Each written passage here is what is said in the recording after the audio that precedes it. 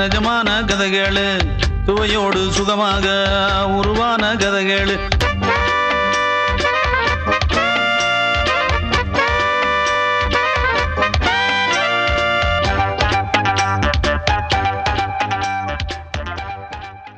என்னன்னு தெரியல, இப்பெல்லாம் படிப்புல மட்டும் இல்ல எதுலயுமே கான்சென்ட்ரேட் ரொம்ப கஷ்டமா இருக்கு.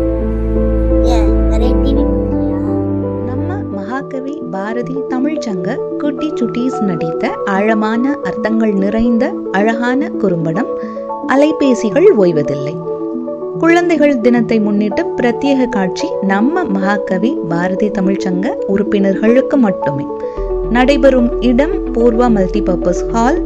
நாள் 14, 11, 20, 25. நேரம் மாலை 5:30 மணிக்கு. கதைகளு கதைகளு நிஜமான கதைகளு சுவையோடு சுகமாக உருவான கதைகளு.